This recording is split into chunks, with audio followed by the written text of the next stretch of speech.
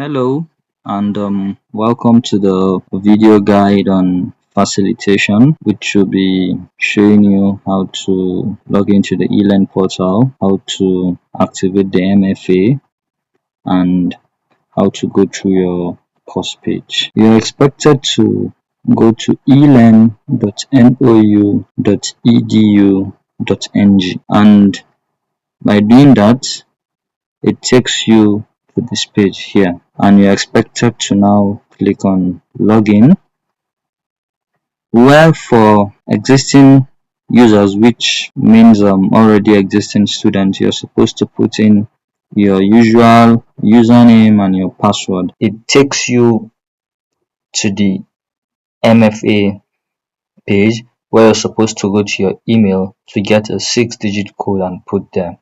Then click on verify code and you'll be on your dashboard. And then for new students, you're expected to put in the default username provided to you and the default password. So for new users, after you click on login, it takes you to a page where you need to change your password. So you can see you have current password, where you have to go back to your email and check the mail you received with a username and password. Then you put it there as current password, the password from the email. Then you are expected to create a new password for yourself, a password you'll be able to remember easily. You put it there as new password. Then it says new password again, where you're also expected to put in that same new password you created, and then you click on save changes, which then takes you to this page where all you have to do is click on continue, and then it takes you to the MFA page where you're supposed to go to your email to get a 6-digit code and put there. Then click on verify code and you'll be on your dashboard. So what you're expected to do next is, once you're on your dashboard, you click on your profile, which is at the top right corner of your screen. Then you click on preferences. Then you can see where it says multi-factor authentication preferences. Then you click on it. Then you're going to see where it says authentication app, and we have the option to use either the Twilio Auth, the Microsoft Authenticator, or the Google Authenticator for iOS or Android, which will be using the Google Authenticator for iOS or Android. So all you have to do is click on setup app. Then you have to go to your app store if you're using an iOS device, and the Play Store if you're using an Android device, and then search for Google Authenticator. Then you download that on your phone. After downloading, then you use your email address, which is your noun email, to log in. After login, you click on the plus icon at the bottom right corner from the Google Authenticator app on your phone, and when you click on that, you're going to see the option that says enter a setup key or scan a QR code. So what we're going to do is we are going to enter a setup key. Then you come back to your eLearn portal, where you're going to be on the authentication setup page. Then you put in the device label. For this, we'll be using eLearn as the device label. Then we come here and say can't scan. So you're going to see a secret key with 16 digits. So what you have to do is you copy the 16 digit you have here, then you go back to your phone where you clicked on enter a setup key. Then you put in the account name. The account name should match with what you put in here as your device label, which is eLearn. Then you put in your key, which is a 16-digit code. Then the type of key is going to be on time based, and you click on add. So after doing that, on the Authenticator app, you're going to see a 6-digit code. So all you have to do is you just get the code from there, you put in here, then you click on save changes, and that will be all. You can go back to your dashboard, and for every time you're logging in, it's going to require you to put in this 6-digit code, where you have to always go to your authenticator app and copy the code.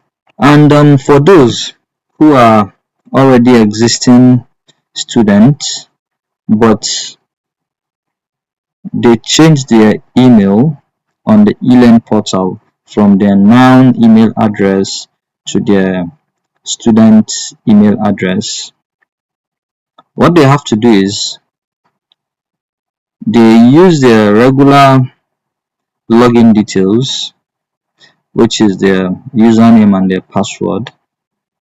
After putting in their username and password, it's going to take them to a page where they're supposed to put the 6-digit code. What they should do is click on I don't have my device instead of putting in the code from the authenticator app, because the email which they use to set up the authenticator app is not the current email on their e-learn portal. What they have on their e-learn portal is their student email address at the moment. So they should click on I don't have my device, and it's going to change to email factor. So what they should do is they should go to their email address, and which is their noun email address, and get the 6-digit code sent to them. When they put in the code, they click on verify code, and after doing that, they can go to the top right corner of their screen and then click on their profile, then click on preferences, then click on multi-factor authentication preferences, and they can see their active factors. So what they have to do is they click on revoke. Are you sure you want to revoke factor? Yes, click on revoke again. So by revoking this, that means they have taken away the previous multi-factor authentication setup, and they can proceed to do the setup process again. And I believe by now you have been able to log in, and you have been able to set up your multi-factor authentication. So I'll be taking you through your course page. So when you click on dashboard, it takes you to your dashboard, and from the dashboard on the left you have my courses, and when you click on my courses, you're going to see all your courses there, and you see all the courses you're taking. So when you click on the course, this is the page it is going to take you to. As you can see, this is the way your page is going to look like, and we have the meet your facilitator.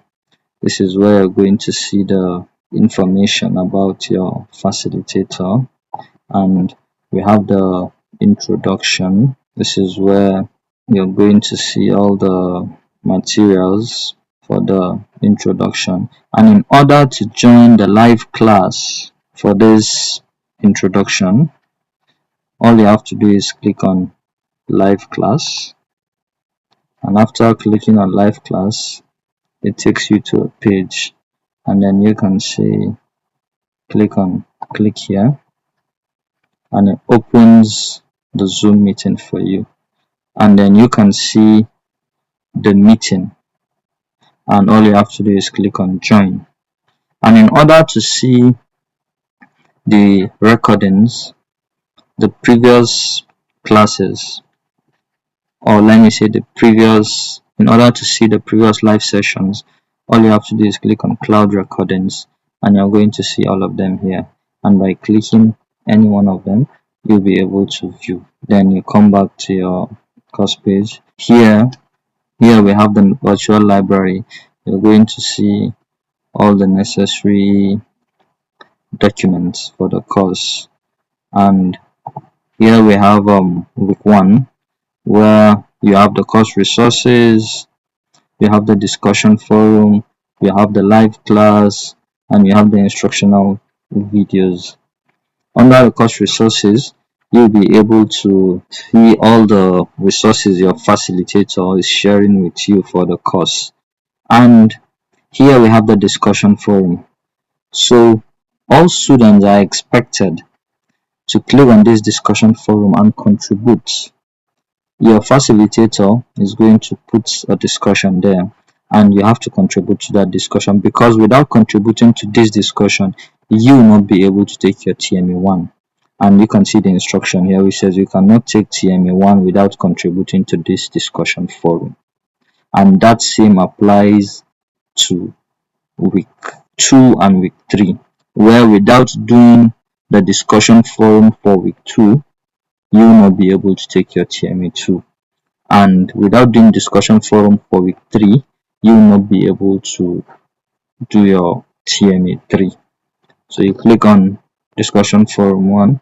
So what you have to do is you just come here and then you reply to the question from your facilitator, and then you post to forum. And also for that week 1, the same process I showed earlier, where you can click on live class to attend the live session for the week. Click here and you can join by clicking on this join to join the class, and you can click on here to view the previous recorded classes, and you can click on instructional videos. The same applies to week 2. Without contributing to this discussion forum, you will not be able to take your TMA2. Same as week 3. You have the course resources, the discussion forum, the live class, the instructional video.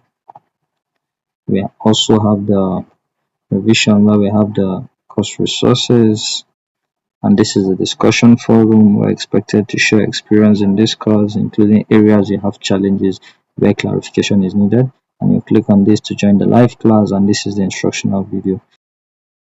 So when you now come to your TMA section, you can see this is a course page and you have the TMA section here.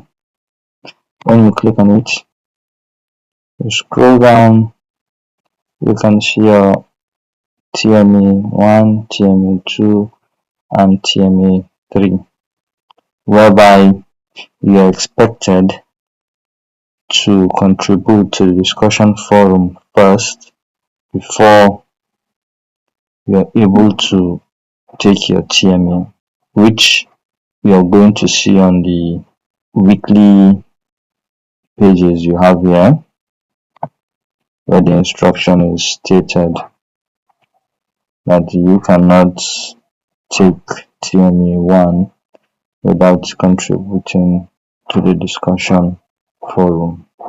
And lastly, before we conclude, we have the course feedback. Also, you are expected to click on this course feedback to provide feedback on the course and on the facilitation. Thank you. And I think with that, we'll be able to have a very successful facilitation. Thank you.